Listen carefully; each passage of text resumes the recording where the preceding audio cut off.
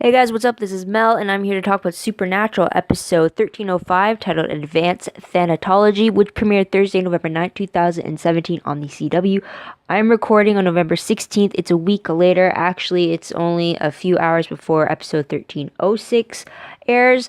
Now, the reason why I'm not waiting just to combine 1305 and 1306 together in one video is because of the fact that I really think a lot was discovered in 1305, and I have a feeling a lot is going to happen in 1306. So I want to keep the two separate, have their own videos separate, or focused on their own episodes. So with that said, huge spoiler alert. If you haven't seen the episode already, please go do so first, then come back and see what I have to say about the episode. Otherwise, other video reminders are up on screen. Take a moment to look over those, and let's start the 10-minute clock, and let's begin with what happened in this episode. So just a little fun fact, guys.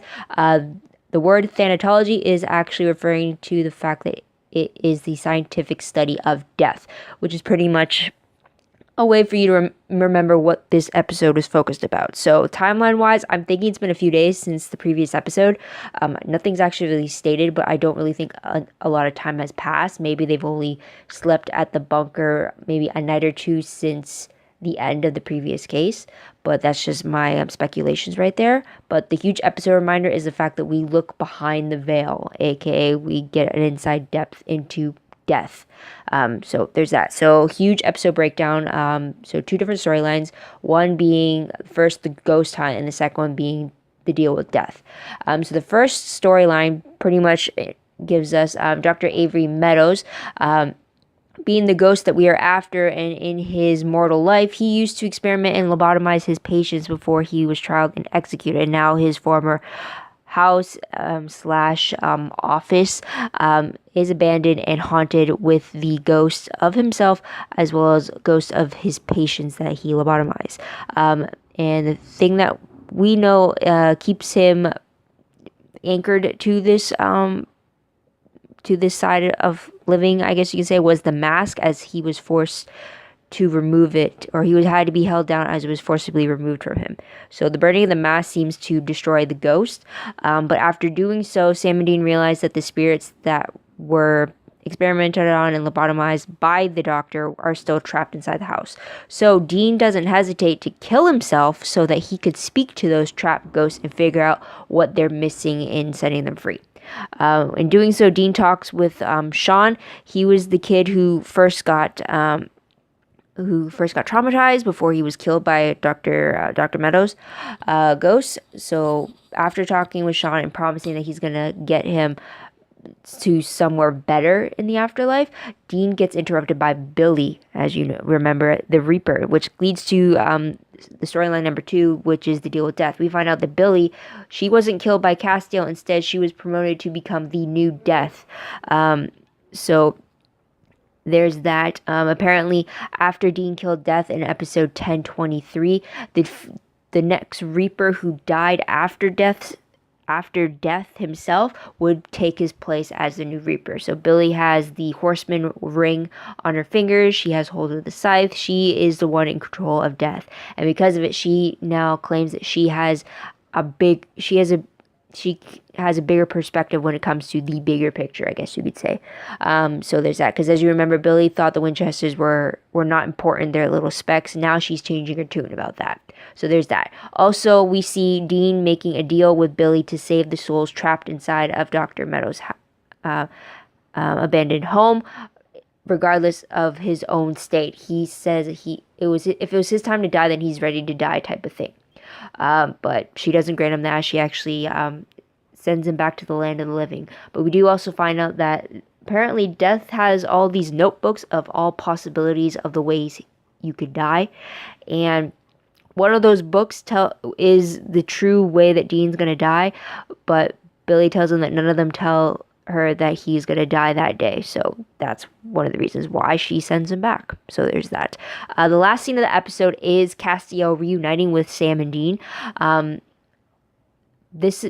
The moment that Dean got the call while driving back to the bunker, I kept thinking, is this it? Are they going to cut it off before we get a firm confirmation that it's Castiel on the other line? But we don't.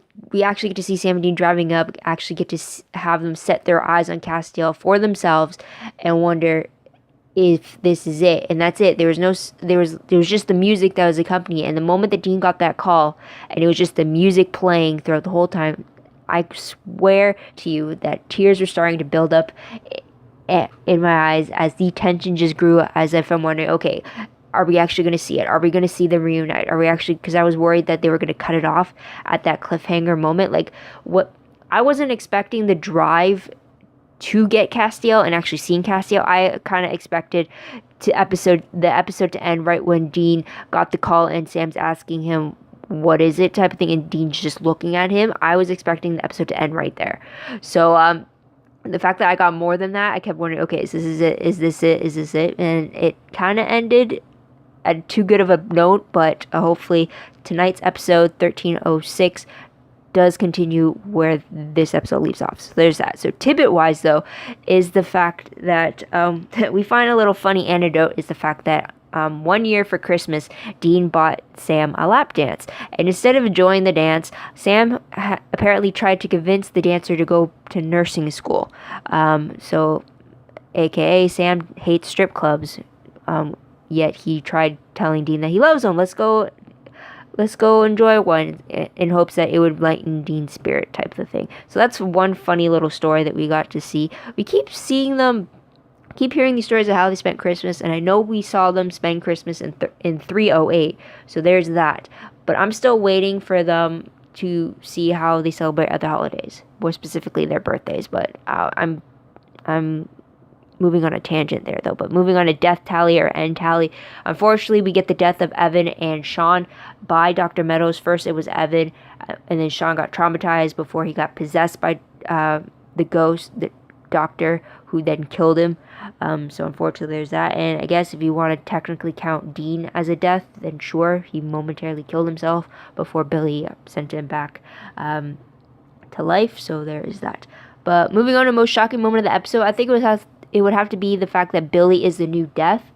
I was not expecting that at all, but it does answer the question as to what happens after Death was killed. They never really brought that up, only when Billy was introduced in season 11 and then mentioning the big empty and all that. It never really gave us any inclination as to who took up the mantle, but now we do, so that was a huge surprise there. I'm loving the new look on her though, so there's that. But moving on to top 3 favorite moments, first one has to be just the whole introduction to Billy's office, just getting a more of an insight into what the operations behind Death were about, the notebooks, all that. I thought that was pretty cool. I'd like to get more into that. I definitely have to watch that a few times just to get a better understanding of it, but it's just interesting to get that side of things. I mean, like, you don't really expect to go beyond what is in the afterlife. We've already done that with heaven, with the in 516. We already saw that in hell when Sam and Dean were sent there to be tortured, as well as when they went down to get Bobby. So we saw that. We saw purgatory in season 8. So as far as we knew, those were the 3 afterlives you could possibly get. And then we got Castiel and the Big Empty, but to see now who's behind those placements, it was pretty cool. And I'm sorry for rambling, but next favorite has to be Dean being drunk, and that was just funny, him dealing with a hangover. Sam finding Dean asleep from being drunk, surrounded by beer bottles, apparently wearing a bra around his neck and his tie over his head. It was funny to see, because we don't see Dean like that. He's usually more handled in his drinking. That was just hilarious. And then him dealing with it in the morning, it was funny to see. It sucks because of the mindset Dean's in to get him in that spot, but it was entertaining to see. So there's that. And next favorite moment I have to say is that we got to see Castiel actually reuniting with Sam and Dean at the very end of the episode. It sucks that it ends before any words could be exchanged between them, but it was great that we actually got to see the fact that they actually see each other again for the first time in a while. So I like that. I'm looking forward to it. I definitely like the music that was attached to it. It definitely amped up the emotions behind it. So there's that. Moving on to top 3 peeved moments. The only peeve I really had was the fact that there was no Jack. I understand why there was no Jack, because Sam and Dean needed to do a hunt on their own like old times, kind of get back into the swing of things. But I was getting used to Jack. I liked having Jack and his quirkiness. So there is that. I guess you can also say another peeve was Dean's confession over the fact that he's lost faith. He feels like what he's doing doesn't really make a difference anymore when he keeps losing lives. I mean, don't get me wrong, I love that speech. It's just a peeve of mine because he feels that way. I don't want Dean to feel like this. He feels like it's like he can't win. He's always in a lose-lose situation, and that's a peeve of mine. Dean needs to win every once in a while to prove that what he's doing actually makes a difference, which it does. We can see that, but in the moment for him, it doesn't feel like that for him. So that's just a little peeve of mine there because Dean feels bad. So there's that. But moving on to what moment will I remember most when I look back on this episode, just the fact that we get Billy as the new Death and everything that she revealed to us from that. So there's that. But random questions very quickly. First one being, whatever happened to Tessa the Reaper? The Reaper that Dean usually got every time he ended up as a ghost in the earlier seasons of the show. So there's that. Next question being, when did Death get the Horseman ring back? Because as we know, Death gave it to Dean in season 5 so that they could try to cage up Lucifer. But when did Dean get that, or when did Death get that ring back? Or did he get that back in 611? I'm not sure. Maybe. I don't know. It's been a while, guys. It's been a while, but I have to check that out now that I think about 611. So there's that. Another question. Were all those notebooks about all the ways that Dean could die, or were they all the ways that he has died? Because as we know, Dean has died many times already, and that is before we include the deaths he experienced in Mystery Spot.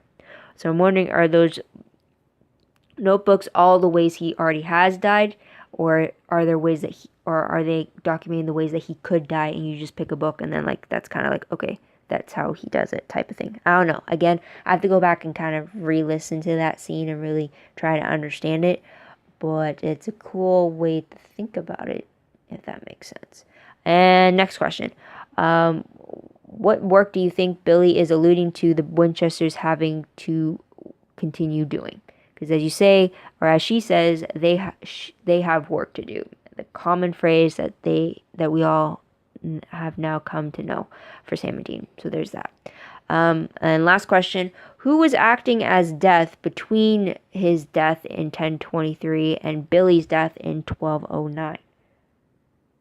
I mean, who was running the show during that time? If it took until 1209 for Billy to be the first Reaper to be killed after Death was no longer with us. So there's that. But moving on to predictions very quickly, based off the promo for 1306, it looks like we're getting cowboy ghouls from the sounds of it.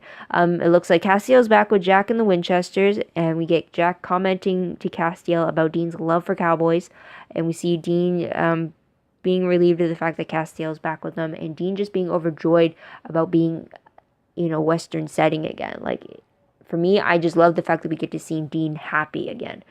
So there's that. But based off the synopsis for 1306, it reads that Castiel is reunited with Jack, and together with Sam and Dean, they head to a sleepy old Western town to investigate a murder. Dean gets to live out his boyhood fantasy when he comes face to face with a famous gunslinging outlaw.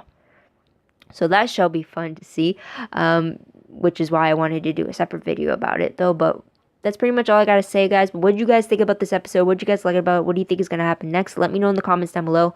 Love to hear your own thoughts, theories, and opinions about what you think is gonna happen next. Also, don't forget to like this video, subscribe to my channel, and check out my other videos if you haven't done so already. If you want, check out my Tumblr page. The link for that is down below. I read blog promos, web clips, quotes, gifs, synopses, news, all that good stuff, all found in one place. So go check that out. It's a work in progress still. I'm trying to catch up as I go. But it's helpful for me. I hope it's helpful for you. But it's also connected to my WordPress account. Again, the link for that is down below. That one is a work in progress. So keep that in mind. But I do hope it's a lot more organized. So I hope that helps you out as well. I'm trying to expand on it a little bit more. But there's that. And also, if you want a detailed recap of the episode, a play-by-play, if you will, about the episode as I watch it for the first time with my in-moment thoughts, check out my Livejournal entry. The link for that entry will be down below. It helps me keep things aligned. It definitely helps me refresh a few things about it. So I hope it helps you out too if you go check it out. But yeah, otherwise, thank you guys so much for your patience. Thank you for tuning in. I hope you come back and see what I have to say about the next episode. But until then, guys, this is Mel. Wish you all a great day, great week, wherever you are. Bye for now.